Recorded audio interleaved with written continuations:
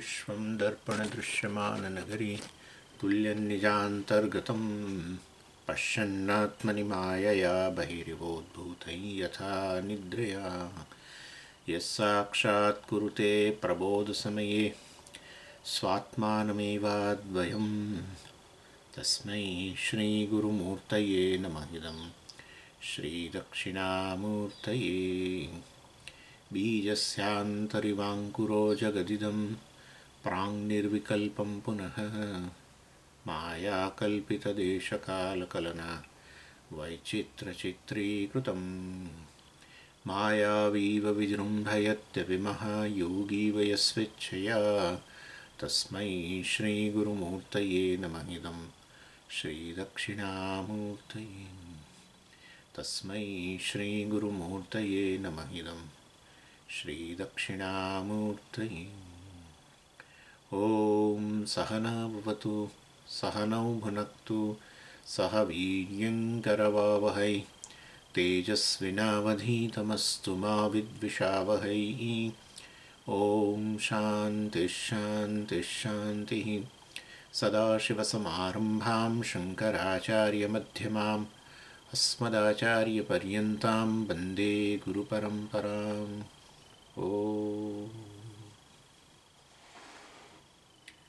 ॐ पार्थाय प्रतिबोधितां भगवता नारायणेन स्वयं व्यासेन ग्रथितां पुराणमुनिना मध्ये महाभारतम् अद्वैतामृतवर्षिणीं भगवतीम् अष्टादशाध्यायिनीम् अम्ब त्वामनुसन्दधामि भगवद्गीते भवद्वेषिणीम्। यं ब्रह्मा वरुणेन्द्ररुद्रमरुतः स्तुन्वन्ति दिव्यैस्तवैः वेदैः साङ्गपदक्रमोपनिषदैः गायन्ति यं सामगाः ध्यानावस्थिततन्गतेन मनसा पश्यन्ति यं योगिनः यस्यान्तं न विदुःसुरासुरगणाः देवाय तस्मै नमः। એટલે આ ભગવદ્ ગીતાના અધ્યાયનો જુદા જુદા અધ્યાયનો આપણે સાર જોઈ રહ્યા છીએ. એની અંદર હવે આપણે 6 અધ્યાય પૂરા કર્યા. પ્રથમ ષટક પૂરું કર્યું. ષટક એટલે 6નો સમૂહ. અહીંયા 6 અધ્યાયનો સમૂહ. 18 અધ્યાયમાં આપણે પ્રથમ ષટક પ્રથમ 6 અધ્યાય જે છે એનો બધા એક અધ્યાયનો સાર જોયો. હવે આ દ્વિતીય ષટક એને મધ્યમ ષટક પણ કહેવામાં આવે છે, 7 થી 12. અને પછી ચરમ ષટક તૃતીય ષટક, હવે આ 13 થી 18. એટલે હવે આ દ્વિતીય ષટક જે છે એમાં હવે આપણે પહેલાં 7મા અધ્યાયનો જે છે એ સાર જોવાના છે. અને આ 7મા અધ્યાયમાં પહેલાં જે 6 અધ્યાયમાં જે ચર્ચા થઈ એના કરતાં નેચરલી જુદી તો હોય જ, પણ પ્રથમ 6 અધ્યાયની અંદર સામૂહિક રીતે જે ચર્ચા થઈ એના કરતાં પણ જુદી. એટલે આ 7મો અધ્યાય જાણે કે આપણે કોઈ રોડ પર જતા હોઈએ અને એમ ટર્ન થવાનું આવે એના જેવું છે. સીધો સીધો રોડ હોય પણ આપણે પછી એમ ટર્ન થવું પડે આપણે ડેસ્ટિનેશન પર પહોંચવા માટે. એવી રીતે આ 7મા અધ્યાયમાં જાણે કે આપણે આ ટર્નિંગ પોઈન્ટ હવે.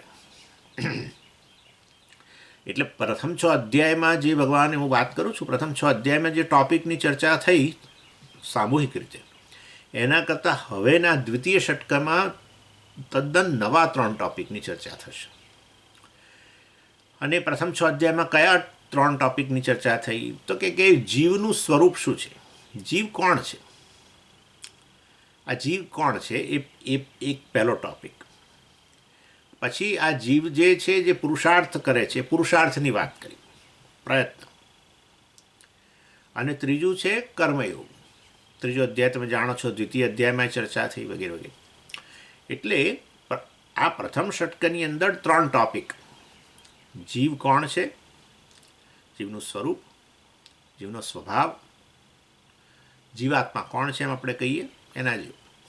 અને પછી જીવનો પુરુષાર્થ, વ્યક્તિનો પુરુષાર્થ અને કર્મયોગ. અને એમાં જોયું આપણે, એ આવી ગયું ચર્ચા, કે જીવ ખરેખર વાસ્તવની અંદર આ શરીર વગેરે જે છે, શરીર, મન, બુદ્ધિ, પ્રાણ વગેરે નથી, ઇન્દ્રિયો વગેરે નથી. આ બધા બદલાય છે. જે બદલાય છે એવું નથી. કારણ કે ભગવાને ચોખ્ખો શબ્દ વાપર્યો નિર્વિકાર હે. હું જે છે બદલાયા વગરનો છું. આ બધી બદલાયેલી આ બધું બદલાય છે એ જ બતાવે છે કે કોઈક એનો એવો સાક્ષી છે જે આ બદલાવની નોંધ લે છે. એટલે હું પહેલાં આવો હતો અને હવે આવો છું, મતલબ કે હું એ વખતે પણ હતો અને હું અત્યારે છું, મતલબ કે હું તો બદલાયો નથી. નક્કી થઈ ગયું. આ પછી મારું મન બદલાતું હતું. હું કહું સ્વામીજી મારું મન પહેલાં આવું હતું હવે આવું છે. મારી ઇન્દ્રિયોમાં પહેલાં તેજ આવું હતું હવે આવું છે. મારી ભૂખ તરસ પહેલાં આવી હતી હવે આવી છે. પહેલાં મને આ બધી કબજિયાતની સમસ્યા નથી હવે કબજિયાતની સમસ્યા, મતલબ કંઈ પણ. પહેલાં મને આ શ્વાસ અને એમાં કોઈ તકલીફ પડતી નથી, હવે થોડી મને જરા તકલીફ પડે છે. અથવા પહેલાં તકલીફ પડતી હતી ને હવે નથી પડતી. જે પણ તમે આ બધો જે બદલાવની નોંધ લેનારો જે છે એ બતાવે છે કે એ વખતે પોઈન્ટ નંબર એ પર હાજર હતો અને પોઈન્ટ નંબર બી પર હાજર છે. બદલાવની નોંધ લેનારો કોણ હોય? બદલાવ વગરનો હોય. વિકારની નોંધ લેનાર નિર્વિકાર હોય. અને એ વિકારની નોંધ લેનાર બીજું કોઈ છે જ નહીં. બરાબર છે. શરીર ના સમજી શરીરની નોંધ આ બદલાવતો એ તો મન નોંધે છે જરા, પણ મને બદલાય છે. મનમાં તો વૃત્તિઓ સતત આવે જ છે ને મન બદલાતું જ રહે છે. આપણે એની નોંધ લઈએ છીએ. એટલે છેવટે નોંધ લેનાર તો હું જ આવીને ઊભો રહેવાનો છું. મન નોંધ નથી લેતું. ખરેખર એ ચેતન વ્યક્તિ નોંધ લે. નોંધ લેનાર, નોંધનો અનુભવ કરનાર, બદલાવનો અનુભવ કરનાર ચેતન જ હોવો જોઈએ. મન પોતે જ સતત બદલાય છે એની નોંધ લેનાર હું છું, તો પછી મનનો વિચાર જ નહીં કરવાનો. મન સાધન ખરું, એ જરૂર. હવે જગતમાં બદલાવ થઈ રહ્યો છે તો તમે મન દ્વારા જ જુઓ છો, પણ એ મન જુઓ છો માટે મન નોંધ લે છે ને હું તો નોંધ લેતો જ નથી એવું નથી. ખરેખર મન નોંધ નથી લેતું. હું એક વ્યક્તિ નોંધ લઉં છું અને વ્યક્તિ બીજું કોઈ જ નથી, એ ચેતન મન જ છે. અર્થાત હું મનમાં અભિવ્યક્ત થઈને અહંકાર રૂપે આ બધી નોંધ લઉં છું. મતલબ કશી વસ્તુ જોવાની અંદર બદલાતી હોય, સાંભળવામાં બદલાતી હોય, સ્પર્શમાં બદલાતી હોય, સૂંઘમાં બદલાતી હોય, સ્વાદમાં બદલાતી હોય, તો એનો છેવટે નોંધ લેનારો તો ચેતન એ છું. વ્યક્તિ છે ને, પણ એ તો ચેતન. એટલે વાસ્તવની અંદર આત્મા વગર, સચ્ચિદાનંદ વગર કે ચૈતન્ય વગર નોંધ શક્ય નથી. એ સચ્ચિદાનંદ સચ્ચિદાનંદ પોતે ક્યાંય બદલાતો નથી. એ વખતે પણ હાજર હતો અને અત્યારે હાજર છે ને નોંધે છે કે એ વખતે હું આવો હતો અને અત્યારે હું આવો છું, વગેરે વગેરે વગેરે. અહંકાર પણ બદલાય છે એની હું નોંધ લઉં છું. આપણે બધી ચર્ચા કરીએ છીએ. નિષ્કર્મ્ય સિદ્ધિમાં ઘણી ચર્ચા કરી. અર્થાત આ વસ્તુ કહ્યું. જીવ કોણ છે? જીવાત્મા કોણ છે? તો કે વાસ્તવમાં સચ્ચિદાનંદ છે. જીવાત્મા એટલે આપણે પહેલાં એવું માનતા હતા કે હું શરીર મન બુદ્ધિ છું, મારો જન્મ થાય છે, મારું મૃત્યુ થાય છે વગેરે. કહું કે ના ના ના ના, જીવાત્મા તો આ નોંધ લેનારો, સર્વ વિકારોની નોંધ લેનારો, સર્વકાળે હાજર, બધા બદલાવોમાં હાજર, બદલાવનો સાક્ષી એવો હું છું. આવું બતાવ્યું. અને આ વસ્તુ તમે જુઓ છો બીજા અધ્યાયમાં કહ્યું, ત્રીજા અધ્યાય, ચોથા અધ્યાય, છઠ્ઠા અધ્યાય બધામાં કહ્યું. અને પછી જીવના પ્રયત્નની વાત આવી. જીવનો પ્રયત્ન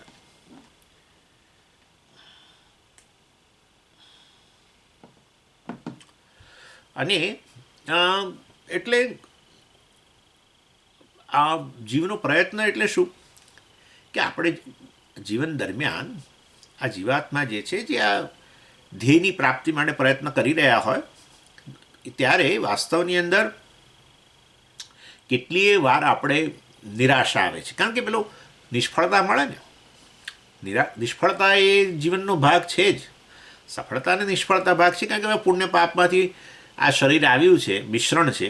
એટલે ક્યારેક પુણ્યને અનુરૂપ જીવનમાં જે જરૂર જોઈતું હતું ને એ આપણે ઈચ્છતા હતા મળીએ ગયું, અને ક્યારેક આપણે ઈચ્છીએ ને એ વસ્તુ નથી મળતી.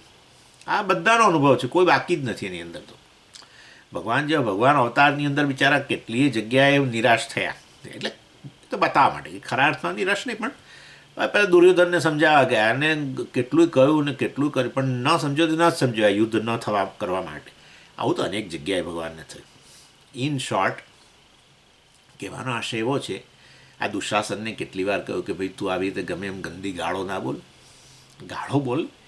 કેટલી વાર કહ્યું, ચેત્યો કે ભાઈ ના બોલાય આવું બધું. જાહેર સભાની અંદર હવે ગમે એમ ગાળો બોલે. કેટલું ભગવાને ચેત્યું, ન જ માન્યો. નિષ્ફળતા આમ જુઓ તો ભગવાનની નિષ્ફળતા જ કહેવાય. પછી છેવટે એનો વધ કરવો પડ્યો. પણ કહેવાનો આશય એવો છે કે એટલે સફળતા નિષ્ફળતા એ જીવનનું અંગ જ છે. પણ સામાન્ય રીતે જ્યારે આપણે આવી રીતે થોડી સફળતા મળે ત્યારે તો ઠીક, પણ નિષ્ફળતા થોડીક આમ મળે ને, અને તેમાં પાછી સળંગ શ્રેણી, એટલે પછી આપણને બહુ જ નિરાશા, અસહાયતા લાગે કે આપણે જે ઈચ્છીએ છીએ એ મળતું નથી. આપણે અને એમાં તમે જુઓ તો હું કોઈ મટીરિયલ પ્રસ્તુતની વાત નથી કરતો. હવે એ બધું તમે કહો સ્વામીજી અમને કંઈ પડેલી નથી, આટલા પૈસા હોય કે આટલા પૈસા હોય, આ હોય કે તે હોય, અમને કંઈ બહુ પડેલી નથી, બરાબર છે. પણ સંબંધોમાં તમે જોજો આ ખાસ થાય છે, આપણને અસહાયતા બહુ લાગે છે. કોઈ વ્યક્તિને આપણે ઈચ્છીએ કે આવો હોવો જોઈએ, આપણે ખાસ તો આપણા ફેમિલી મેમ્બર્સ હોય કે બીજા, આપણને આપણે દીકરો દીકરી આવા હોવા જોઈએ, પુત્ર વધુ આવા હોવા જોઈએ, આમ હોવા જોઈએ, અને તમે જોશો કે એ વસ્તુ બહુ કારગત નીવડતી નથી, આપણી અપેક્ષાઓ એ લોકો પૂરી કરતા નથી. એટલે એ રીતે પણ નિરાશા થતી હોય છે.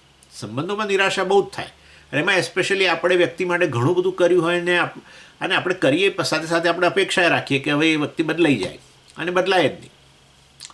લાગે એવું કે હવે બદલાઈ રહ્યો છે, પણ કોઈ ફેર પડતો દેખાય નહીં, એટલે બહુ અસહાય. એટલે કહેવાનો આશય જીવાત્માનો પ્રયત્ન, પુરુષાર્થ વગેરે જે છે એમાં આવી રીતે જ્યારે નિરાશાઓ મળતી રહે, એક નહીં, એક સંબંધમાં નહીં, બધે અનેક જગ્યાએ મળતી રહે. ઓફિસમાં કામ કરતા હોઈએ કે કોઈ આપણા મિત્રો હોય, પડોશી હોય, કે આપણા ઘરના મેમ્બર્સ હોય, દીકરો દીકરી આ તે જે પણ પુત્ર વધુ હોય કે જમાઈ, જે પણ, બધે આપણે સંબંધોની અંદર અપેક્ષા આપણી પૂરી થતી નથી, એટલું આપણે જરૂર માનવાનું. આપણી અપેક્ષાઓ પૂરી કરવા માટે જગત બંધાયેલું પણ નથી. એટલે જ્યારે આપણે અપેક્ષાઓ રાખીએ ત્યારે એ લોકો અપેક્ષા આપણા તરફ રાખે કે તમે બદલાવો, અમે તો બરાબર છીએ, તમે બદલાઈ જાઓ. તમે જે અમારી પાસે અપેક્ષા રાખો છો અમે બદલાઈએ, એ જ બતાવે છે કે તમારે બદલાવાની જરૂર છે. તમારી અપેક્ષા જ ખોટી છે એમ. અને અપેક્ષા ખોટી જ મતલબ કે તમારામાં બદલાવ લાવવાની તમારી જરૂર છે એમ. સમજી ગયા? એટલે આ સ્થિતિ છે, બહુ ખરાબ સ્થિતિ છે. એટલે મોટે ભાગે આપણને જે અસહાયતા લાગતી હોય છે ને, હું એવું નથી કહેતો કે બધા ભૌતિક વસ્તુના સંદર્ભમાં, એ બધું તો તમે ઈચ્છતા હોય, બધું મળ્યું હોય, પરંતુ આપણે સંબંધોમાં ખાસ આવું થાય છે. સંબંધોમાં નિરાશા બહુ જ આવે છે. એટલે પછી આપણે અસહાયતાને લીધે આપણે જ્યારે પછી કંટાળી જઈએ, આપણને લાગે કે બીજાઓ આપણા પર નિયંત્રણ કરે છે, અથવા તો આપણે લખીએ સમજીએ લલાટમાં લખાયેલી વસ્તુ જાય જ નહીં, હવે આ જન્મમાં આ મળ્યા છીએ તો શું કરીએ અમે, વગેરે વગેરે. એટલે આપણે એમ થાય કે આપણે તો જાણે પપેટ જ છીએ ભગવાનના હાથમાં. આ ભગવાને ખાઈ ખપૂચીને પાછળ પડ્યો છે. કોણ જાણે બધાના નસીબ સારા હોય, સમજી મારે નસીબ કોણ જાણે કેમ આવું છે, આમ તેમ એવું બધું અને ફેટલિસ્ટિક એપ્રોચ કહેવાય, નિરાશાવાદી બિલકુલ. એટલે એ વસ્તુ જે છે એ ન હોવી જોઈએ. એના માટે ભગવાને આ 6 અધ્યાયમાં પણ એની ચર્ચા થઈ. અને એમાં તમે બહુ જ જાણીતો શ્લોક તો તમે જાણો છો, 6ઠ્ઠા અધ્યાયની અંદર, ઉદ્ધરેત આત્મના આત્માનમ ન આત્માનમ અવસાદયેત. તારો ઉદ્ધાર કરવાનું, આગળ વધવાનું તારા જ હાથમાં છે. ના આત્માનમ અવસાદયેત, નિરાશ ન થઈશ, અસહાય ન બની જઈશ. એટલે એ બધી ચર્ચા ઘણી કરી આપણે. અને એ વસ્તુ જીવાત્માનો પુરુષાર્થ, મતલબ આપણે આપણા જે ધ્યેય છે એ તરફ સતત વધવું. કંઈ પણ તકલીફો વગેરે આવે, પણ સમય તકલીફો આવે તો પછી કોઈ આગળ વધી જ ન શકે. ના, એવું નથી હોતું, તકલીફો તો આવે, પરંતુ તકલીફો માટે જ્યારે અસહાયતા લાગતી હોય ત્યારે સહાયતાની આપણે ઈશ્વર પાસે માંગીએ. પણ એ તો સમજીએ કે તાત્કાલિક કોઈ સહાય કરતો નથી, બરાબર છે. પણ એ સહાય તાત્કાલિક નથી કરતો, પણ કરશે એવી શ્રદ્ધા છે કે નથી? છે, તો બસ તો ચાલુ રાખવાનું. એટલે જ્યારે એને જરૂર લાગશે ત્યારે જરૂર કરશે, પણ આપણે આપણો આ પુરુષાર્થ જીવાત્મા તરીકે, જીવ તરીકેનો આપણો આ જે પુરુષાર્થ છે એ આપણે ચાલુ રાખવું જોઈએ. અને એટલી વસ્તુ નક્કી છે કે એ બધી વસ્તુ ના, પણ સમજી બધું છે ને લખાયેલું જ હોય છે, નક્કી જ હોય છે, એટલે પછી આપણે આ બધું કંઈ કરવાનો અર્થ જ નથી, એવું નથી હોતું. એટલે એ વસ્તુ બધી ભગવાને 6ઠ્ઠા અધ્યાયની અંદર ખાસ કે આપે શરૂના શ્લોકોની અંદર. જો આપણે ભવિષ્ય સમજીએ આપણા હાથમાં નથી હોતું, આપણે ઈચ્છીએ કે આવું હોવું જોઈએ ભવિષ્ય, આપણે નથી કરી શકતા, બરાબર છે. પણ ભવિષ્યનો જે પણ નિર્માણ થતું હોય એમાં આપણો ફાળો તો જરૂર હોય જ. આપણો ફાળો હોવો જ જોઈએ, અને એ ફાળો હોય તો જ આપણે એ ફાળાને અનુરૂપ જ આપણે પછી આગળ વધી શકતા હોય છે. એટલે આપણે આપણા જીવનનો જવાબદારી આપણી જ છે એમ માની અને એ રીતે કરવું જોઈએ. એટલે પૂરેપૂરું આપણે આપણા જીવન પર કે ભવિષ્ય પર નિયંત્રણ નથી એ વસ્તુ સાચી, પણ ટોટલી આપણે અસહાય જ છીએ. બધી વસ્તુ નક્કી જ થયેલી છે, ભાગ્યમાં જ લખાયેલી છે, લલાટે લખાયેલી છે, કશો ફેર જ ના પડે ગમે એટલો આપણે પ્રયત્ન કરીએ. એ પ્રકારનો જે અભિગમ છે એ અત્યંત બહુ જ ભયજનક અભિગમ છે અને એક ખોટો અભિગમ છે. એ વસ્તુ ભગવાને એની ચર્ચા ખાસ કરીને મેં તમને કહ્યું એ પ્રમાણે આ બધા જે શ્લોકો જે છે 6ઠ્ઠા અધ્યાયના ખાસ એને પહેલાંય ભગવાને કહ્યું છે. પરંતુ એટલે આ બીજો ટોપિક આ 6 અધ્યાયની અંદર એ આ છે. પહેલું હતું જીવાત્માનું સ્વરૂપ શું છે, બીજું છે જીવાત્માનો પ્રયત્ન,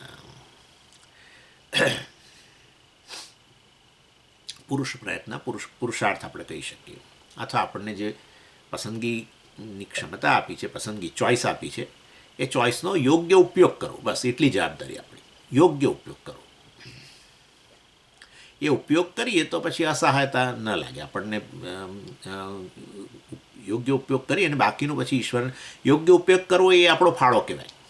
સમજી ગયા? ભવિષ્ય માટે કે હવેની આવનારી પરિસ્થિતિઓ માટે આપણી પસંદગીનો યોગ્ય ઉપયોગ કરવો, બસ એટલી આપણી જવાબદારી છે અને એટલો આપણો પુરુષાર્થ છે. પછી જે એનું પરિણામ, પસંદગીનો યોગ્ય ઉપયોગ કર્યો એટલે કે એના આધારે કર્મ કર્યું જે પણ, અને એ કર્મ કર્યા પછી કર્મફળ ભગવાને કહેલું કર્મણ્ય અધિકાર હસ્તે મા ફલેશું, પણ કર્મણી એવા તવ અધિકાર હોય એ જીવાત્માનો પ્રયત્ન કહેવાય. કર્મ કરવું તારા હાથમાં છે અને કર્મફળની જવાબદારી તું ના લઈશ, કર્મની જવાબદારી તારી છે વગેરે વગેરે. આ એટલે બીજો ટૉપિક આ થયો જીવાત્માનો પ્રયત્ન. અને ત્રીજો ટૉપિક કર્મયોગની પણ ભગવાને જે વાત કરી એ પણ આપણે જોઈ ગયા. 3જા અધ્યાયમાં બહુ વિસ્તારથી બધું ભગવાને ચર્ચા કરી કે ભાઈ તું સ્વતંત્ર આ યુનિવર્સની અંદર, આ બ્રહ્માંડની અંદર તું સ્વતંત્ર તારું અસ્તિત્વ નથી. તું પણ એક શૃંખલા, એ શૃંખલાનો ભાગ છું અને એ શૃંખલાનો ભાગ છું અને આ શૃંખલામાં રહેલા બાકી બધા મેમ્બર્સ છે એ તારી સેવા કરી રહ્યા છે સતત. માટે તારી પણ જવાબદારી બને છે કે તું એ શૃંખલાના ભાગરૂપે તું પણ ફાળો આપતા રહો. એ વસ્તુની બહુ સરસ ચર્ચા. એટલે પેલું કહે ને કે ભાઈ જો આપણે મારે અન્યને મદદરૂપ થવું, જગતને મદદરૂપ થવું વગેરે વગેરે, કારણ કે મને મદદ સતત મળી રહેલી છે, માટે જેમના થકી મને મદદ મળી છે એમને મદદરૂપ થવું. અને માટે જ્યારે તમને કોઈ તક મળે કશુંક સેવાની કંઈક, ત્યારે વાસ્તવની અંદર હું સેવા કરી રહ્યો છું બીજાઓની એવું કહેવાની કે કરવા એવું પ્રકારનું અભિમાન લાવવાની જરૂર નથી. ભગવાને તને તક આપી, મને ભગવાને તક આપી અને આ મારું ઋણ અદા કરવાની એ પ્રકારની અભિગમ. આપણે બાળક તરીકે છીએ ને કન્ઝ્યુમર છીએ. બાળક તરીકે કશું આપણે બહુ કરી ન શકીએ ફાળો, એટલે બાળક તરીકે બધું ચાલે, પણ મોટા થઈએ ત્યારે તો પછી અપેક્ષા રાખે ને. જેમ નથી આપણા ઘરની અંદર એવું હોય છે, બાળકો હોય તો કે એની પર બહુ અપેક્ષા ના રાખે, પણ હવે વ્યક્તિ 24, 25, 30 વર્ષનો થઈ પણ કશું કરે જ નહીં, કોઈ પ્રકારનો ફાળો આપે નહીં સમાજમાં, ઘરની અંદર, કોઈ કાર્ય વગેરેની અંદર મદદરૂપ ન થાય તો લોકો ટીકા કરે જ છે. આપણે કરીએ ટીકા કે આ તો આટલો મોટો ફરે છે આમથી આમ, કશું મદદરૂપ થતો નથી. એટલે પુખ્તતા કોને કહેવાય, મેચ્યોરિટી કોને કહેવાય કે મદદરૂપ થવું. બાલ્યાવસ્થામાં બધું ચાલી ગયું એટલે પણ કે ભાઈ એ તો પુખ્ત નથી. એટલે સાચે સાચ આપણે પુખ્ત ત્યારે બનાવ્યા કહેવાઈએ કે જ્યારે આપણે સમાજને કે આપણા કુટુંબને કે આ રીતે રાષ્ટ્ર હોય તો રાષ્ટ્ર ઇન જનરલ મદદરૂપ થઈએ. જે પરિસ્થિતિમાં હોઈએ ત્યાંથી આપણે જે પણ નાનું કાર્ય કરી શકતા હોય કરીએ. એના માટે કે બહુ મોટા મોટા ઓર્ગેનાઇઝેશનોમાં જોડાવું એવું બધું નથી હોતું. લોકોને આવું કહીએ ને એટલે તરત આવું કે અમે ક્યાં જઈને જોડાઈએ, અને એ તો પહેલાં તો પોલિટિક્સ ચાલે છે ને પહેલાં આમ ચાલે. અરે ભાઈ આપણે જ્યાં છીએ ત્યાંથી જગતમાં મદદરૂપ થવાની ભાવના, બસ. અને કશું જ ન કરી શકતા હોઈએ આપણે સમજીએ મારામાં તાકાત જ નથી, હવે તો અમે તો 85 ના થયા કે 70 ના થયા ને હવે શું કરવાના. તો સારું, એટલીસ્ટ પ્રાર્થના તો કરી શકો, સર્વે ભવંતુ સુખીને આટલું તો બોલી જ શકો ને. આમ તો બધી બહુ વાતો કરો છો, ન બોલવાનું ઘણું બોલો છો, તો આટલું તો બોલો સવારે, હા આટલું તો કરો. એટલે ભાવના હોય તો બધું કરી શકીએ. આપણે ભાવના ન હોય કરવાની તો અનેક બહાના કાઢીએ, એવું છે. જ્યારે કોઈ પણ વ્યક્તિ બહાના કાઢતું હોય છે ત્યારે મને મોટા ભાગે એની અંદર એક પેલો દંભ દેખાય છે, બીજું કશું નથી. કશું આપણે જ્યાં છીએ ત્યાંથી જે પણ રૂપમાં મદદ કરવી હોય તો થઈ શકે છે. લોકો કરે છે, લોકો કરે છે, એવું નથી કે નથી કરતા. એને લોકો બિચારા કોઈ દિવસ કહેતાય નથી, લોકો બોલતાય નથી. જેણે બહુ કરવાની ભાવના નથી એ ચારે બાજુ જઈને કહેવાય છે મેં ફલાણાની સેવા કરીને, આ કરીને, તે કરીને. ભગવાન કહે છે તો હું તને તક આપું છું અને તારા વિકાસ માટે છે, તને પુખ્ત બનાવવા માટે. તું હજુ બાળક છું. પુખ્તને બાળક ક્યાં કયો ખબર છે? કઠોપનિષદની અંદર કયો બાળક કયો? 70 વર્ષનો બાળક, 60 વર્ષનો બાળક જે ફક્ત સ્વાર્થ માટે કર્મ કરતો હોય. એ તો બાળક કરે ને, એવું કંઈ પણ કરે તે એના ભોગ માટે. કંઈ પણ વસ્તુની માગણી એ કરે મા બાપ પાસે, ફલાણા પાસે, દાદા દાદી પાસે, તો શેના માટે? પોતાને ભોગવવા માટે. આવું ને આવું એ 70માં વર્ષે કરે ને 50માં વર્ષે કરે ને 45માં વર્ષે કરે, કોઈ ફેર જ નથી પડ્યો. એટલે હજુ એ બાળક જ રહ્યો છે.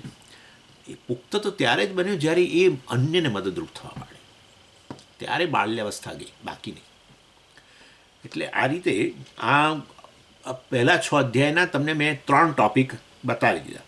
હવે 7મા અધ્યાયથી મેં તમને કહ્યું કે હવે ટર્નિંગ પોઈન્ટ આવી ગયો, એટલે નવા ટૉપિક હવે આવે છે. 3 નવા ટૉપિક. ત્યાંય 3, અહીંયાય 3. અહીંયા શું, ત્યાં શું હતું જુઓ, કમ્પેરિઝન કરો. ત્યાં જીવાત્માના સ્વરૂપની વાત કરી, અહીંયા ઈશ્વરના સ્વરૂપની વાત કરશે. ઈશ્વર એટલે કોણ છે? Who is God? What is God? આ પ્રશ્ન ખરેખર વોટ ઇઝ ગોડ એ જ યોગ્ય પ્રશ્ન છે. ઈશ્વર ક્યાં છે એ તો વાહિયાત પ્રશ્ન છે, મૂર્ખતા બતાવે છે. ઈશ્વર ક્યાં છે?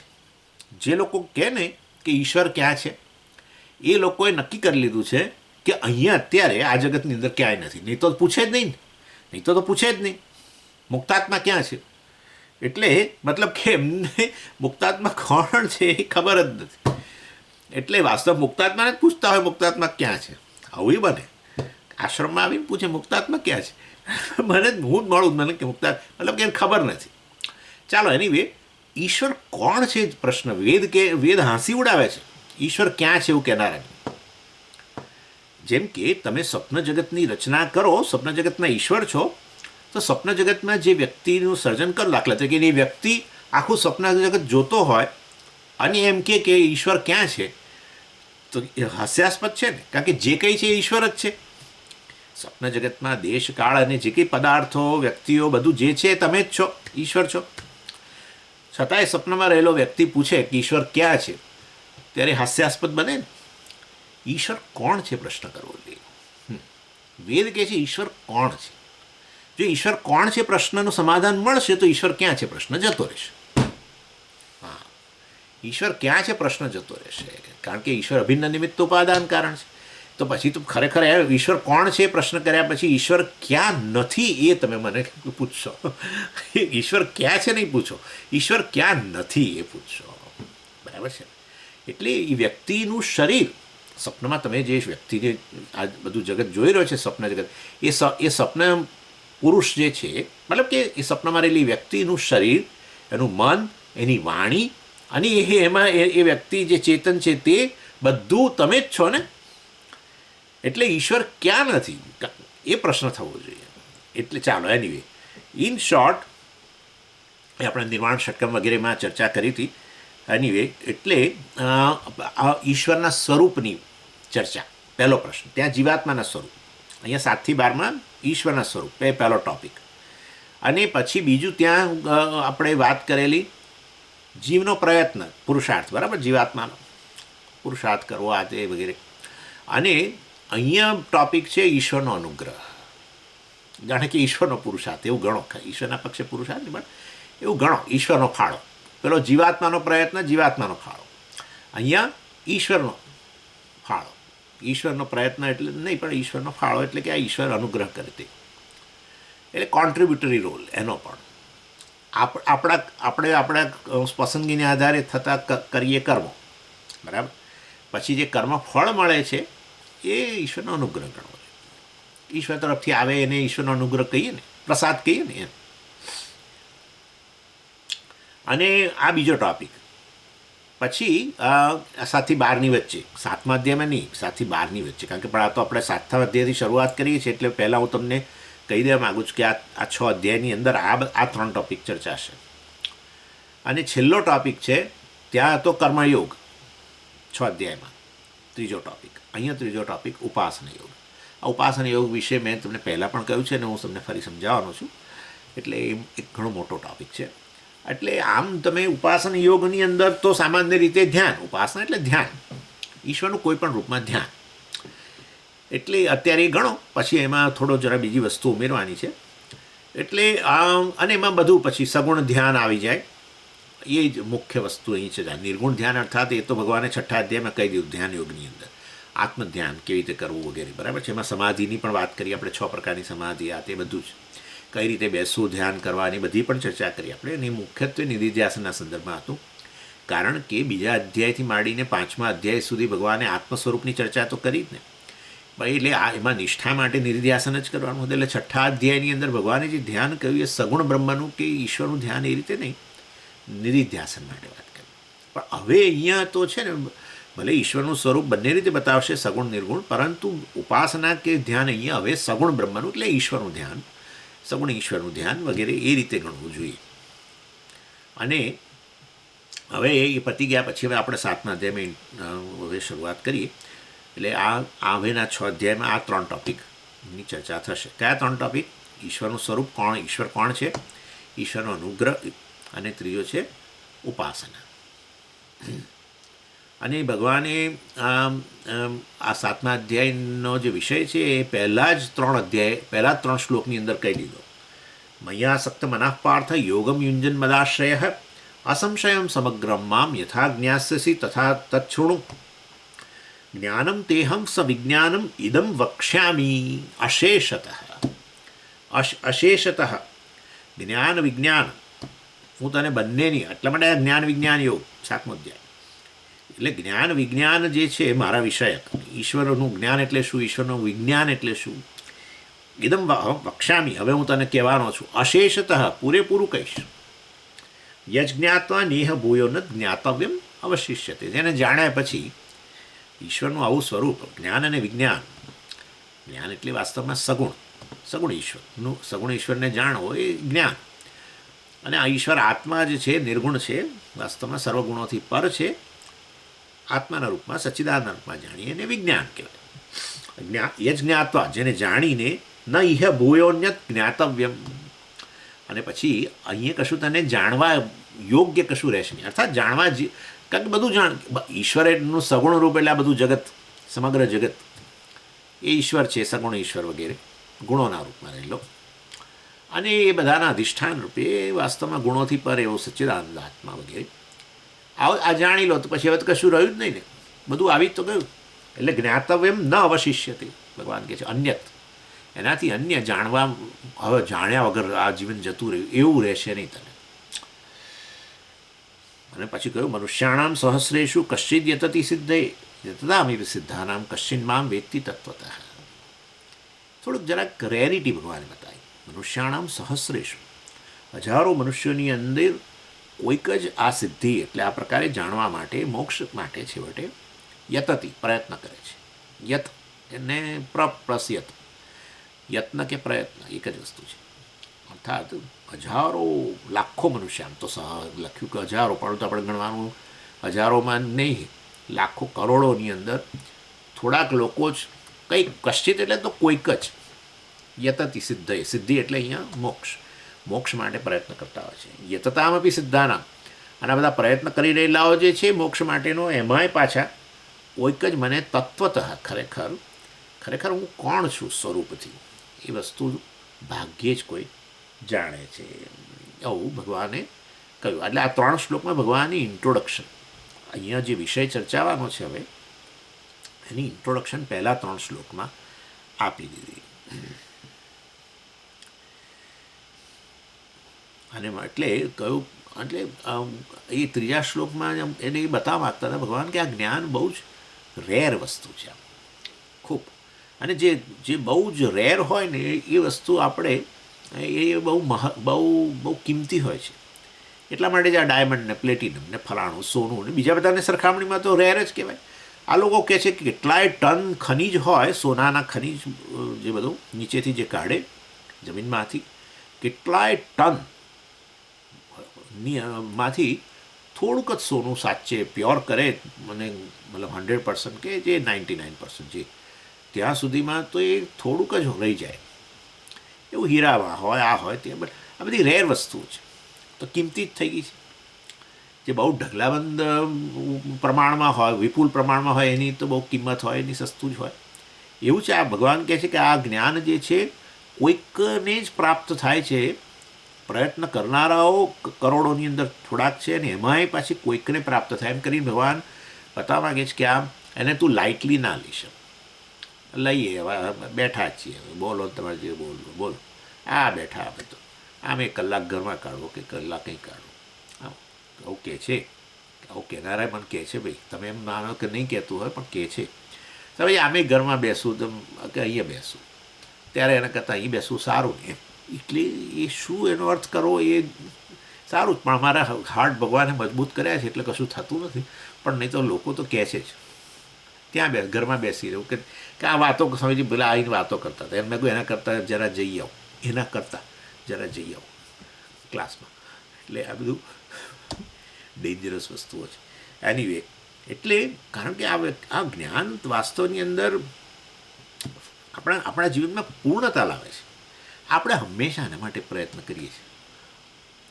હું શેના માટે પ્રયત્ન કરું છું ખબર છે? હું એક સફળ વ્યક્તિ છું એવું તમારા મનમાં ઠસાવવા માટે સતત પ્રયત્ન કરું છું. તમારી નજરમાં હું એક સફળ વ્યક્તિ રહેવા માગું છું, બસ આટલું છે. એટલે તમારી નજરમાં હું એક મર્યાદા વગરનો, સફળતા એટલે શું? મર્યાદા વગરનો, કોઈ પ્રકારની મર્યાદા નથી. આપણે એના માટે પ્રયત્ન કરતા હોઈએ છીએ. આપણી નજરમાં આપણે સફળ દેખાડવા માટે, આપણી જાતને સફળ દેખાડવા માટે આપણે બીજાઓની નજર દ્વારા જોઈએ. એટલે હું હંમેશા એટલે લોકો પોતાનું મહત્ત્વ સતત દર્શાવતા હોય છે. આપણે ટીકા કરીએ પણ ટીકાનો પ્રશ્ન નથી. આપણું મહત્ત્વ દર્શાવવાનો પ્રયત્ન કરીએ એટલે એ બતાવે છે કે ભાઈ તમે મને પેલો ઇનસિગ્નિફિકન્ટ, આમ પેલું છું કે શું કે એવું ના ગણશો. હું બહુ મહત્ત્વની વ્યક્તિ છું. સિગ્નિફિકન્ટ વિચારો તમે, સતત આપણા હૃદયમાંથી કઈ વસ્તુ નીકળે છે. આપણા જીવનનો પુરુષાર્થ એ દિશામાં હોવો જોઈએ કે હું કઈ રીતે સફળ, કઈ રીતે પૂર્ણ, જીવનમાં ફૂલફિલમેન્ટ આવું કહીએ છીએ ને આપણે, સફળતા કહો, પૂર્ણતા કહો, એક જ વસ્તુ છે. એટલે એ ફક્ત આ જ્ઞાનથી જ પ્રાપ્ત થાય. માટે આ જ્ઞાન અત્યંત મહત્ત્વનું છે એમ ભગવાન કહેવા માગે છે. કારણ કે ભગવાને કહ્યું આ જાણ્યા પછી કશું જાણવાનું યોગ્ય રહેશે જ નહીં, બધું જ જણાઈ જશે. મતલબ બરાબર ને? આ વસ્તુ મુંડકોપનિષદમાં પણ કહી, છાંદોગ્યમાં પણ કહ્યું, એન વિજ્ઞાન એને સર્વમિદમ વિજ્ઞાતમ ભવતી. જેને જાણ્યા પછી બધું જણાઈ જ ગયું. બરાબર છે. નામરૂપની દૃષ્ટિથી એક થોડું જાણ્યું એક રૂપ વિશે, અને બીજા રૂપ વિશે ન જાણ્યું ને આ બધું રહેવાનું. પણ બંને ખરેખર છે તો આત્મા જ, બ્રહ્મ સચ્ચિદાનંદ કે અસ્થિ ભાતિ પ્રેમ જે કહો છે એ જ એનો સાર છે. બીજું એનાથી એને તો છે નહીં, ખાલી દેખાવત છે. એટલે એ દૃષ્ટિએ વાસ્તવની અંદર એ સચ્ચિદાનંદને જાણ્યા પછી એ બહુ કંઈ રહેતું નથી. પછી એ નામરૂપ વિશે તમારા જીવનમાં જે પ્રમાણેની જરૂરિયાત હોય અને એના માટે જાણવું પડે તો જાણો, પણ વાસ્તવની અંદર ખરેખર પૂર્ણ બની. અને એ છે કે બહાર છે એ જ હું છું વગેરે તો. અને એટલે એ દૃષ્ટિએ પૂર્ણતા આવી. ઓકે, એટલે આ થયું આ 3 શ્લોકની અંદર ઇન્ટ્રોડક્શન.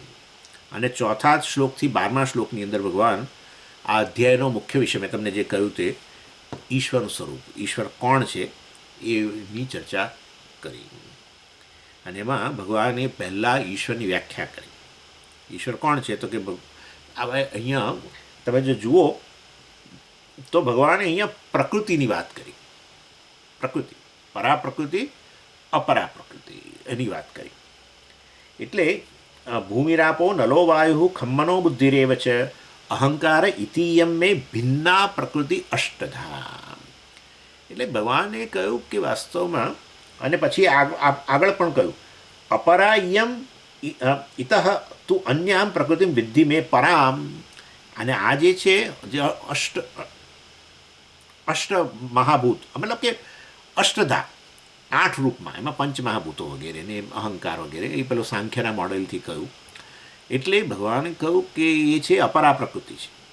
એટલે એ મારી અપરા પ્રકૃતિ છે, અર્થાત આ મારું એક મારા સ્વરૂપની અંદર તું કહું છું ઈશ્વર, દાખલા તરીકે આ પ્રશ્નનો ઉત્તર આપું ઈશ્વર કોણ છે, તો એમાં એક છે અન્યામ પ્રકૃતિ વિદ્ધિ મેં પરામ, એટલે વાસ્તવમાં એક છે પરા પ્રકૃતિ અને એ કોણ છે જીવભૂતામ. જુઓ આ આ સર્જન જે કંઈ છે જગત ઉત્પન્ન થયું અને જીવને જગત જીવ ઉત્પન્ન થયા એટલે સમય જીવ તો અનાદિ કહેતા હતા, ઉત્પન્ન કેવી રીતે, એટલે જીવ રૂપે વ્યક્ત થયું. પરમાત્મા જ વાસ્તવમાં જે જગતની ઉત્પત્તિ પહેલાં પરમાત્મા બ્રહ્મા સત વગેરેના રૂપમાં, તો એ જ પરમાત્મા જગત સર્જાયા પછી જીવના રૂપમાં અભિવ્યક્ત થયો. બસ એટલે આ રીતે જીવ અને જગતના રૂપમાં અભિવ્યક્ત થયો. જગતની ઉત્પત્તિ પણ એ પંચમહાભૂતોની ઉત્પત્તિ પણ એણે કરી, અપરા પ્રકૃતિ પણ એ, અને જીવરૂપે અભિવ્યક્ત થયો, એટલે જીવરૂપમાં એટલે કે પરા પ્રકૃતિના રૂપમાં પણ એ. એટલે અહીંયા ભગવાને હું કોણ છું એ બતાવવા માટે બે પ્રકૃતિની વાત કરી, અપરા પ્રકૃતિ અને પરા પ્રકૃતિ. આપણે તમે કહી શકો ચેતન તત્વ અને અચેતન તત્વ, અચેતન દ્રવ્ય મતલબ દ્રવ્ય વગેરે. એટલે અપરા પ્રકૃતિમાં તમે કહી શકો માયા અને પંચમહાભૂતો અને એ રીતે બધું, એ રીતે પણ કહી શકો અહીંયા, કારણ કે અહીંયા પેલું સાંખ્યનું મોડેલ છે ને અહંકાર ને વગેરે વગેરે, એટલે એ મોડેલ જરા જુદા પ્રકારનું છે. પણ આપણા આ મોડેલ તો ખબર જ છે આપણને કે માયા અને એમાંથી આવેલા પંચમહાભૂતો અને એમાંથી બનેલું આ બધું સૂક્ષ્મ સ્થૂળ જગત, બરાબર છે, એ આખું અપરા પ્રકૃતિ કહેવાય. અને અધિષ્ઠાન બ્રહ્મ ચૈતન્ય સચ્ચિદાનંદ એ પરા પ્રકૃતિ કહેવાય, આમ પણ કહી શકો. અને ભગવાન કહે છે કે અથવા અષ્ટધા એટલે આ પંચમહાભૂતો અહંકાર વગેરે સાંખ્યનું મોડેલ, એ દ્વારા દ્રવ્યના રૂપમાં રહેલી અપરા પ્રકૃતિ અને જીવ રૂપમાં જે આ પછી આ જગતનો જે અનુભવ કરે છે, જગતનો ઉપભોગ કરે છે, અનુભવ કરે છે, એ જીવના રૂપમાં પણ હું એ પરા પ્રકૃતિ. આ રીતે ભગવાને ઇન્ટ્રોડ્યુસ કર્યું. એટલે વાસ્તવની અંદર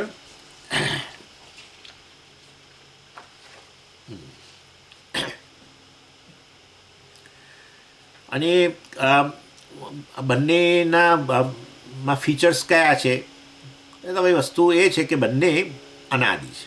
તમે જુઓ વેદાંત સાર સાથે કમ્પેર કરો, આપણે જોયું ને વેદાંત સારની અંદર અનાદિ અધ્યારોપ જોયું હતું ને તમે, જીવ અને ઈશ્વર, તે આપણે શું કહ્યું હતું, બ્રહ્મા અને માયા બંને અનાદિ, અને એ સત્ય મિથ્યાનું મિશ્રણથી બને ઈશ્વર, અને બ્રહ્માને અજ્ઞાન કારણ શરીર જો કહો તો વાસ્તવની અંદર એ જીવ એ પણ અનાદિ, બંને એ રીતે બ્રહ્મા અનાદિ અને કારણ શરીર કહો તો અનાદિ કે માયા કહો તો અનાદિ, એ રીતે જીવન ઈશ્વર બંને અનાદિ. એટલે બંનેના અપરા પ્રકૃતિ અને પરા પ્રકૃતિ એટલે કે જીવ અને આ બાકી જગત, એ બંનેનું કોમન વસ્તુ શું છે કે બંને અનાદિ છે.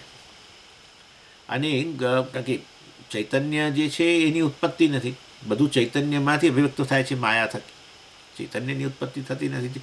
સર્જન પહેલાં એ સત હાજર હતું, એ જ વસ્તુ ભગવાને કહી, અને લય પામી જાય ત્યારે બધું સતમાં જ લય પામે છે કે માયામાં લય પામે છે. માયા ઈશ્વરને અધીન છે અને માટે સતને અધીન છે, બ્રહ્મને અધીન છે વગેરે, માટે બ્રહ્માની ઉત્પત્તિ વગેરે નથી, માટે બિગિનલેસ કહી શકો. અને આ વસ્તુ મોડર્ન સાયન્સમાં છે. એ લોકો બિચારા આ બ્રહ્મની વગેરેની વસ્તુ વાત ના કરે, એ જગતની જ વાત કરે. આપણે જે અપરા પ્રકૃતિ કહીએ છીએ એ દ્રવ્યની દ્રષ્ટિ, એ તો કહે છે કે આ દ્રવ્ય છે એનો નાશ જ થતો નથી, એ અપરા પ્રકૃતિનો નાશ જ થતો નથી એમ કહે છે. એટલે એ લોકો પણ કહે છે કે આ બધા જે દ્રવ્યો એટલે કે આ બધા મહાભૂતો વગેરે છે એ મહાભૂતોનો નાશ થતો નથી, એ ખાલી પરિવર્તન પામે છે, તો આપણે કહીએ છીએ વિકારી. એટલે આ પરા પ્રકૃતિ અનાદિ, અપરા પ્રકૃતિ પણ અનાદિ, અને એક ચેતન એક અચેતન વગેરે વગેરે. અને આ રીતે પરા પ્રકૃતિ વત્તા અપરા પ્રકૃતિ બરાબર ઈશ્વર, આ રીતે આપણે કહેવું જોયું.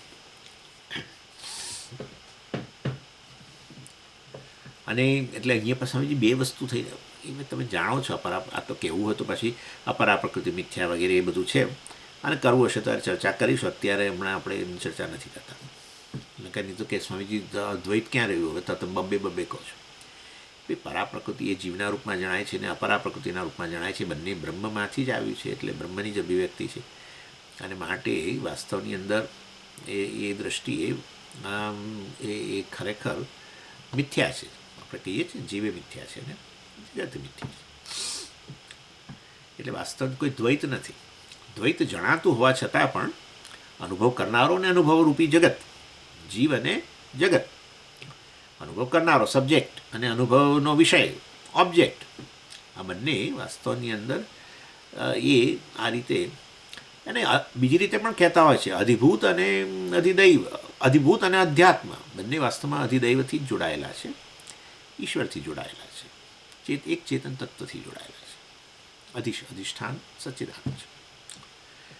એટલે વાસ્તવમાં જ્યારે જીવ અને જગતના રૂપમાં તમે જુઓ છો ત્યારે એ વાસ્તવની અંદરમાં એ ગુણો સહિતનો જુઓ છે. ગુણોમાંથી આવ્યું, માયામાંથી, ત્રિગુણમાંથી આવ્યું એ રીતે, અથવા બધા નામરૂપો, પ્રત્યેક રૂપના કંઈક ને કંઈક ગુણ, એટલે આ બધું છે ઈશ્વર જ છે, પરંતુ ગુણોથી યુક્ત. તો અસગુણ ઈશ્વર કહી શકો તમે. આને કહેવાય ઈશ્વરનું જ્ઞાન. પરંતુ એના અધિષ્ઠાન રૂપે જે છે, જે સત્ય છે, એવા જે આ ગુણોથી પર છે, નામરૂપથી પર છે, જે કેવળ સચ્ચિદાનંદ છે, પૂર્ણ છે, બ્રહ્મ છે, તો એ નિર્ગુણ ઈશ્વર, બરાબર. તો એને કહેવાય વિજ્ઞાન.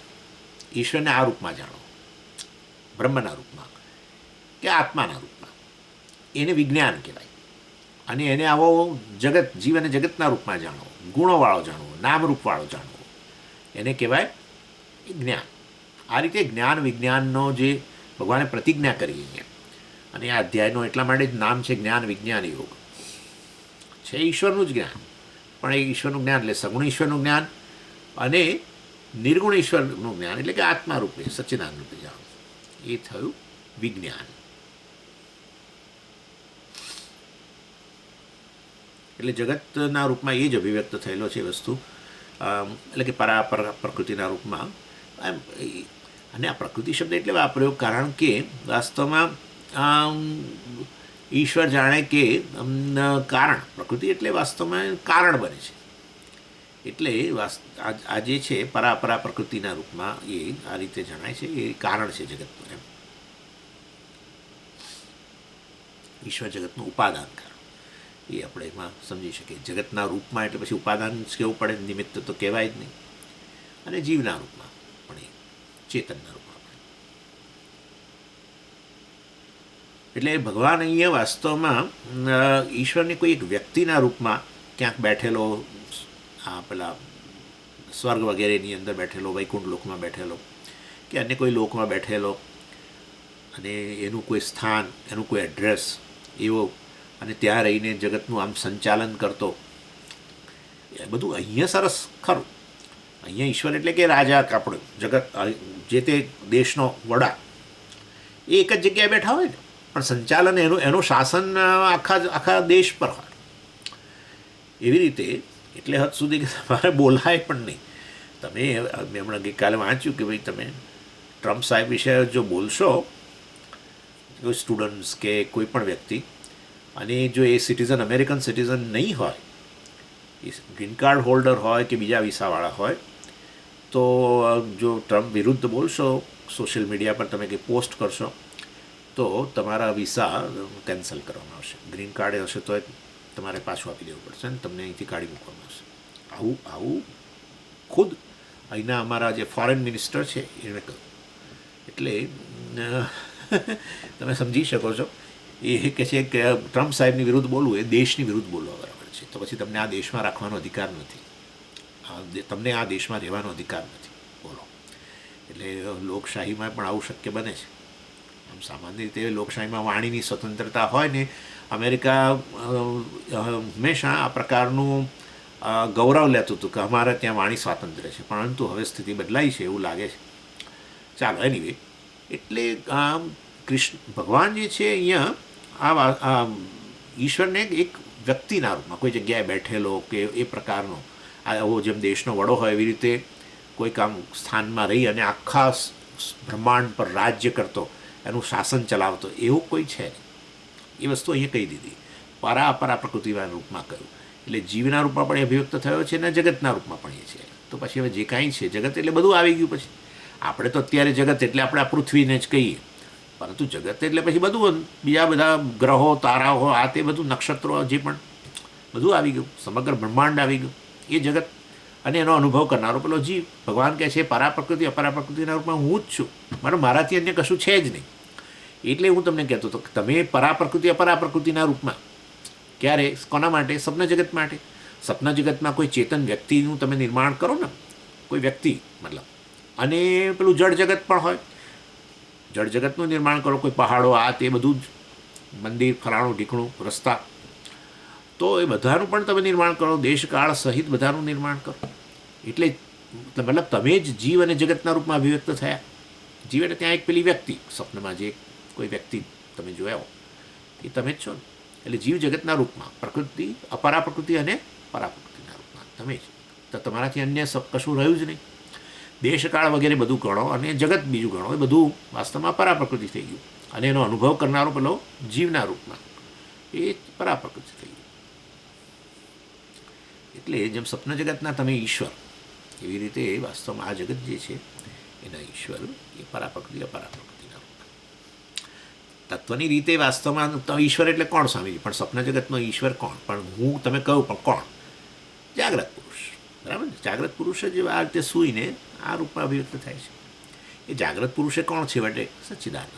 અને આ જગત જે છે એ જગતનો પરા પ્રકૃતિ અપરા પ્રકૃતિમાં અભિવ્યક્ત થનાર કોણ? ઈશ્વર. ઈશ્વર પણ કોણ? સચ્ચિદાનંદ. તો તમે ઈશ્વર એ રીતે એક જ થયા.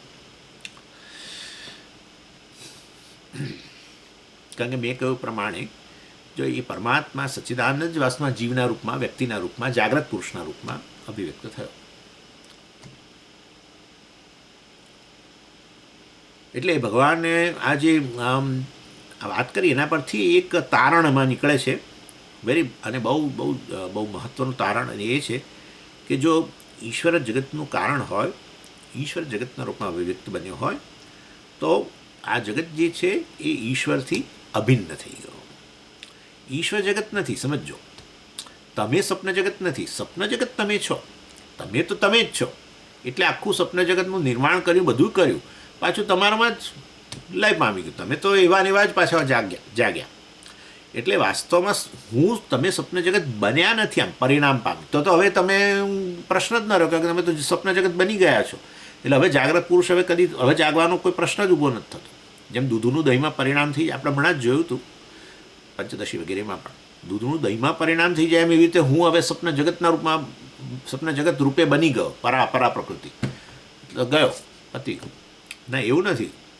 એ જગત જાગ્રત, અરે એ જગત જે છે એ જગત તમારામાં લય પામી જાય છે, તમારામાંથી ઉત્પન્ન થાય છે. મતલબ એ પરા પ્રકૃતિ કે જગત વાસ્તવમાં જીવ અને જગત બંને ઈશ્વરથી અભિન્ન, કે જગત ઈશ્વરથી અભિન્ન એમ ગણો. હમણાં જીવ તો બરાબર ચેતન તો એ જ છે સચ્ચિદાનંદ, પણ આ બધું મન, આ બધું આપણું મન બુદ્ધિ એ સૂક્ષ્મ તત્વો, સૂક્ષ્મ મહાભૂતો કે સ્થૂળ મહાભૂતો રૂપેલું શરીર અને આ બધું એ અપરા પ્રકૃતિ.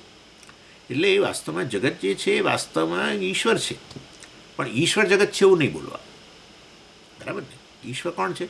સચ્ચિદાનંદ છે. એ સચ્ચિદાનંદ જ વાસ્તવમાં માયા થકી આ રૂપમાં એની માયાને જ આ રીતે અભિવ્યક્ત કરે છે.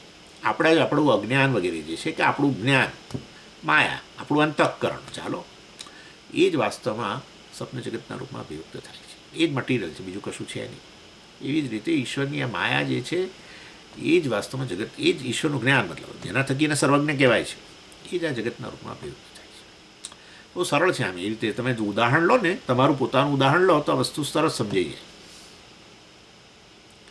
એટલે જગત જે છે ઈશ્વરથી ભિન્ન નથી. જગત ઈશ્વર જ છે.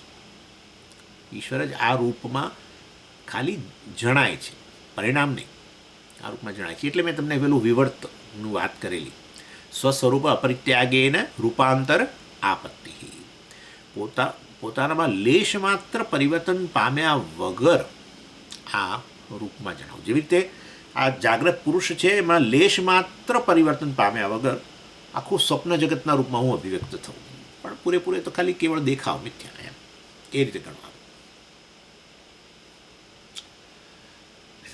વિવર્ત ઉપાદાનકાર પરિણામી ઉપાદાનમાં એ જુઓ, એ એટલે સ્વામીજી પણ એ વાસ્તવમાં પરમાત્મા ખરેખર આ રીતે નામરૂપ વગરનો હોય ને હવે નામરૂપવાળો જણાય છે ને જગત, તો પરિણામ તો કહેવું જોઈએ. એ તો રૂપની દૃષ્ટિએ તમે કહી શકો, એ કહી શકો રૂપની દૃષ્ટિએ કે ઈશ્વર આ બધા જે અવ્યક્ત નામરૂપવાળો હતો, અવ્યક્ત એટલે કે જાણે જણાતા જ નહોતા, એવા અવ્યક્ત નામરૂપવાળો એટલે કે માયાના રૂપમાં રહે, માયાથી યુક્ત બ્રહ્મ તેને ઈશ્વર કહીએ, એ ઈશ્વર હવે આ વ્યક્ત નામરૂપવાળો જગત રૂપે જણાય છે. એને આપણે વિરાટ કહીએ, વિરાટ રૂપમાં જણાય છે. વિરાટ એટલે બધું આ સમગ્ર બ્રહ્માંડના રૂપમાં, હજારો કરોડો નામરૂપમાં. એટલે આપણને લાગે કે આ જાણે એની અવસ્થા બદલાય.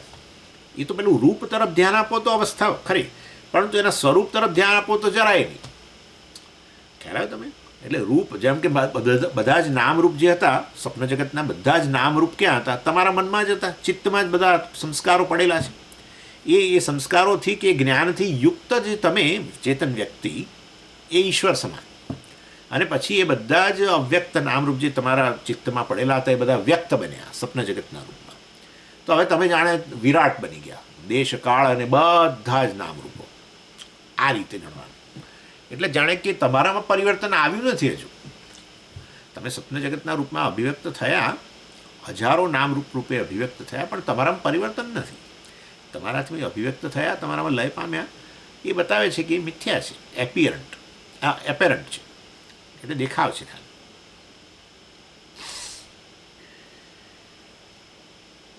એટલે જગતનું બીજું નામ હવે આપણે આપી શકીએ અને એ છે ઈશ્વર. જગત ઈશ્વર છે ને, એટલે જગતનું બીજું નામ તમે આપી શકો ઈશ્વર. એટલે જગત ઈશ્વર હોય તો પછી આવા એ જગતની અંદર આ રીતે હું જગતનો અનુભવ કરતાં કરતાં આવો પ્રશ્ન કરું કે ઈશ્વર ક્યાં છે, તો એ વસ્તુ અજ્ઞાન છતું કરે છે. બરાબર છે? જગત જ ઈશ્વર હોય એવા જગતનો અનુભવ કરતાં કરતાં હું કોઈકને પ્રશ્ન કરું કે ઈશ્વર ક્યાં છે, તો એ વસ્તુ શું થઈ ગઈ? એ અજ્ઞાન બતાવે છે. કારણ કે જગત જ ઈશ્વર હોય એ વસ્તુ મને ખબર હોય તો હવે હું આવો પ્રશ્ન ન કરું ઈશ્વર ક્યાં છે, જે છે તે ઈશ્વર છે. એટલે આ રીતે અવસ્થા ભેદ કેવો હોય તો કહો. અવસ્થા ભેદ પહેલાં એ અવ્યક્ત નામ રૂપે, હવે વ્યક્ત નામ રૂપે, જગત રૂપે. જેવી રીતે આના માટે આપણે ઉદાહરણ લઈ શકો તમે. પાણી જે છે એની અવસ્થાઓ બદલાય ને. પાણી જો બરફના રૂપમાં હોય, બરાબર, તો વાસ્તવમાં પાણી તત્વતઃ તો જે પાણી છે તે જ છે, પરંતુ વરાળના રૂપમાં કહો કે પ્રવાહીના રૂપમાં કહો કે પેલો ઘન પદાર્થના આપણે બરફના રૂપમાં, આમ અવસ્થા બદલાઈ હોય એવું લાગે છે. પાણી પહેલાં જે પાણીના રૂપમાં, પ્રવાહીના રૂપમાં તું હવે રેફ્રિજરેટરમાં મૂકો તો એનું રૂપ બદલાયું ને, બરાબર, પરંતુ તત્વની દ્રષ્ટિએ જુઓ તો કંઈ બદલાયું નથી. એવું જ છે આ જગત. એટલે ખરેખર ઈશ્વરમાં કોઈ પરિણામ નથી આવ્યું. પાણીમાં કોઈ ખરેખર તત્વતઃ કોઈ પરિણામ આવ્યા વગર વરાળના રૂપમાં, વાયુના જેવા રૂપમાં અને ઘન પદાર્થના રૂપમાં, બરફના રૂપમાં પણ એ જણાય છે એના જેવી. એટલે અને અવસ્થા ભેદ કહેવાય. અને માટે જગતને તું ગમે તેમ એક મતલબ કે જગત ઈશ્વર જ હોય તો વાસ્તવમાં તું જગતને આમ ટેકન ફોર ગ્રાન્ટેડ એવું ન લઈશ. એટલે આ રીતે, કારણ કે ઈશ્વરનો અવતાર થઈ ગયો. જેમ ભગવાન કોઈ એક શરીરના રૂપમાં અવતરણ, શરીર ધારણ કરીને આવે તો આપણે એને પછી કેવું પૂજનીય ગણીએ, એવી રીતે. એટલે રમણ મહર્ષિએ આપણે એના શરૂઆતની અંદર, ઉપદેશ સારમની અંદર શરૂઆતમાં કહ્યું, જગત ઈષધિ પૂજનમ.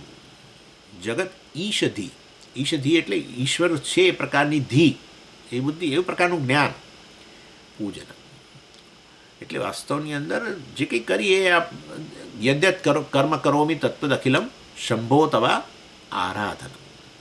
જગતમાં જે કંઈ એને કર્મયોગ કહેવાય. કારણ કે જગત ઈશ્વર જ છે. એટલે જગતમાં જે કંઈ તમે નામરૂપની સેવા કરો કે કંઈ કરો, ફાળો આપો, ત્યારે તમે જાણે કે ઈશ્વરની જ પૂજા કરી રહ્યા છો. આ સાચી પૂજા ખરેખર આવી છે. એ આપણને એ બધા જ નામરૂપમાં એવી આપણને ન ભાવના આવે. એટલે આપણે કહીએ કે ભાઈ એક સ્પેસિફિક નામરૂપ, એક વિશેષ નામરૂપ જે છે એની અંદર પૂજા કરવાનું આપણને કહે. કારણ કે એ વસ્તુમાં પહેલાં આપણે ટેવાઈએ, એક વિશેષ નામરૂપની અંદર પૂજા કરતા થઈએ, પછી ધીરે ધીરે ધીરે ઈશ્વરના અનુગ્રહથી આપણે બધા જ નામરૂપો વાસ્તવમાં એના જ નામરૂપ છે એ પ્રકારે આપણે સમજી શકીએ.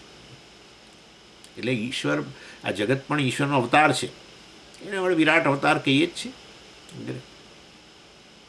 તો વિચાર કરો, પેલા ત્યાગરાજાએ 96 કરોડ નામના જપ કરીને ભગવાનના એક વિશેષ રૂપમાં દર્શન કર્યા. અને પછી તો એમને જગત, તમે એમની રચનાઓ જુઓ ત્યાગરાજને, એટલે તેલુગુ હતા, પરંતુ એમની રચનાઓ તમે જો બધી એનો તમે એ તો તેલુગુમાં કરેલી એમણે, પરંતુ એનું ઇંગ્લિશ ટ્રાન્સલેશન મને જોવાનો અવકાશ મળેલો અને મેં જોયું ત્યારે આપણને થાય કે આ બિલકુલ વેદાંતની જ બધી પ્રકારની વાતો કરે છે. એટલે એ કહેવાનો આશય એ છે કે એક નામરૂપમાં વિશેષ દર્શન થયા, પરંતુ એમની આ પ્રકારની અવસ્થા વગેરેને કારણે એને જ્ઞાન પ્રાપ્ત થયું હશે એમને. અને પછી એ જ રામને બ્રહ્મના રૂપમાં, અને બ્રહ્મ એટલે પછી પૂર્ણતા, પૂર્ણ બધું જે કંઈ છે એ છે બ્રહ્મ છે, સર્વમ ખલુ ઇદમ બ્રહ્મ. એટલે પછી એ રામને બ્રહ્મના રૂપમાં, એટલે એક રૂપ વિશેષ રૂપમાં દર્શન તો કર્યા છે એમણે, પછી તો જગતના રૂપમાં પણ એમણે દર્શન કર્યા. જગત મતલબ ઈશ્વરનો અવતાર છે, એ જ પ્રકારનું એમનું જ્ઞાન એ અહીંયા કહે છે, એને જ્ઞાન કહેવાય, સગુણ ઈશ્વરનું જ્ઞાન, જગતના રૂપના જ્ઞાન, ગુણોવાળો ઈશ્વર, ગુણોવાળો, નામરૂપવાળો. અને એ વસ્તુ ભગવાને 11મા અધ્યાયમાં કહી. પાછું આપણને અત્યારે આપણે બધું ઘણું એમનેમ જ અત્યારે બોલીએ છીએ, પરંતુ ભગવાન આખો ડેવલપ કરે છે ને. મેં તમને કહ્યું ને, ઈશ્વર કોણ છે, તો કે સગુણ રૂપમાં, નિર્ગુણ રૂપમાં, પરા પ્રકૃતિ અપરા પ્રકૃતિ બંને.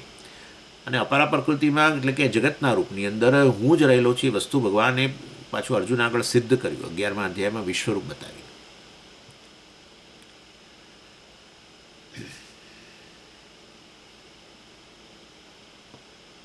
એટલે જગતનો તિરસ્કાર ન કરો, જગતની અંદર આવા પ્રકારની દિવ્યતાના દર્શન કરવા વગેરે. આની વસ્તુ પછી ભગવાને શરૂ કરી 7મા અધ્યાયમાં 8મા શ્લોકમાં કહ્યું, રસોહમ અપ્સુ કૌંતેય પ્રભાસ્મિ શશી સૂર્યયો પ્રણવ સર્વ વેદેશુ શબ્દ ખે પૌરુષમ નૃષુ. એટલે વાસ્તવની અંદર રસોહમ અપ્સુ કૌંતેય એટલે કે આ જળની અંદર હું રસ રૂપે રહેલો છું.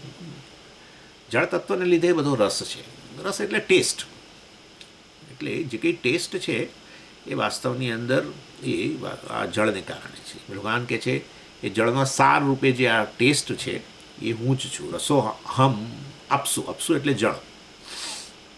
પછી કહ્યું પ્રભાસ્મી અસ્મિ, હું છું પ્રભા, તેજ, પ્રકાશ. શેમાં? શશી સૂર્યયો, ચંદ્ર અને સૂર્યમાં જે તેજ છે, પ્રકાશ જે છે, સૂર્યપ્રકાશ, ચંદ્રપ્રકાશ, એ હું જ છું. ભગવાને શરૂ કર્યું કે આ જગતમાં આ બધું હું જ છું, એ વસ્તુ તારે દર્શન હજુ નથી થતા, કંઈ નહીં. એટલે વિશેષ રૂપમાં હવે શરૂ કર્યું. 10મા અધ્યાયમાં તમને ખબર છે કે વિભૂતિઓના રૂપમાં આવવાનું જ છે, પણ અહીંયા કેટલીક વિભૂતિઓનું અત્યારથી જ શરૂ કર્યું વર્ણન.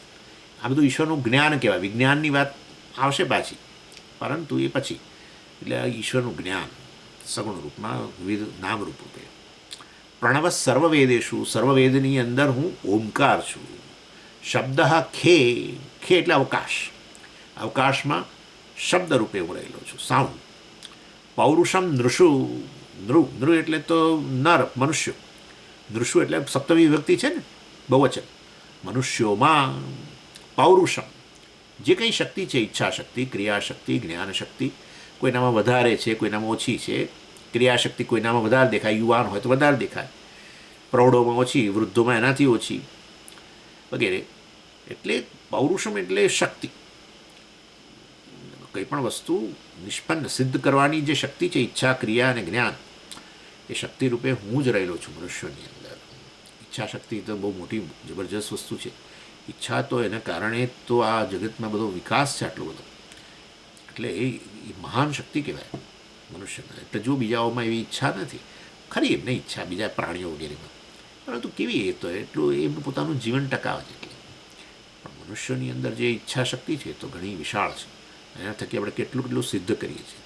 અને ઈચ્છા પાછળ ડેફિનેટલી જ્ઞાન તો રહેલું જ છે, એટલે જ્ઞાન પણ પ્રાપ્ત કરીએ આપણે ઘણું બધું. એમાંથી વસ્તુઓની ઈચ્છા થાય, વસ્તુઓને બનાવવાની, સિદ્ધ કરવાની, એની ઉત્પત્તિની ઈચ્છા થાય, અને પછી એના માટે આપણે બધું કર્મ કરીએ, બધું ઘણા બધું ભેગું કરીએ, આ કરીએ તે કરીએ. એટલે એ ક્રિયાશક્તિ. આ રીતે વાસ્તવની અંદર ભગવાન કહે છે પૌરુષમ. પુરુષો એટલે કે પૌરુષમ એટલે પુરુષમાં ઉપલબ્ધ. પુરુષ એટલે અહીંયા પુરુષને વ્યક્તિ નહીં, મનુષ્ય. પુરુષ શબ્દનો અર્થ સ્ત્રી અને પુરુષ એ અલગ એ રીતે નહીં. પુરુષ શબ્દનો અર્થ અહીં એટલે કે મેન એવું નહીં. પુરુષનો અર્થ હ્યુમન બિંગ. એ બધા પુરુષોની અંદર, મનુષ્યોની અંદર હું શું છું? વાસ્તવમાં પૌરુષ છું, એટલે શક્તિ રૂપે મળેલો છું. એના થકી જે કરીએ આપણે પ્રાપ્ત કરવાનો જે પ્રયત્ન કરીએ છીએ એને પુરુષાર્થ કહેવાય, અથવા તો એના થકી જે ધ્યેય આપણે સિદ્ધ કરીએ ધ્યેયને પણ શું કહેવાય?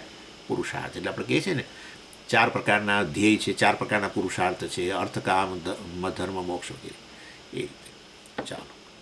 ઓમ પૂર્ણમદ પૂર્ણમિદમ પૂર્ણાત પૂર્ણમુદચ્યતે પૂર્ણસ્ય પૂર્ણમાદાય પૂર્ણમેવાવશિષ્યતે. ઓમ શાંતિ શાંતિ શાંતિ. હરિ ઓમ શ્રી ગુરુભ્યો નમઃ. હરિ ઓમ. નમસ્તે સ્વામીજી. નમસ્તે. હરિ ઓમ સ્વામીજી. હરિ ઓમ. હરિ ઓમ. હરિ ઓમ. નમસ્તે. નમસ્તે સ્વામીજી. નમસ્તે. નમસ્તે. હરિ ઓમ. હરિ ઓમ સ્વામીજી. હરિ ઓમ. હરિ ઓમ. નમસ્કાર સ્વામીજી. નમસ્કાર. નમસ્કાર. હરિ ઓમ. હરિ ઓમ સ્વામીજી. હરિ ઓમ.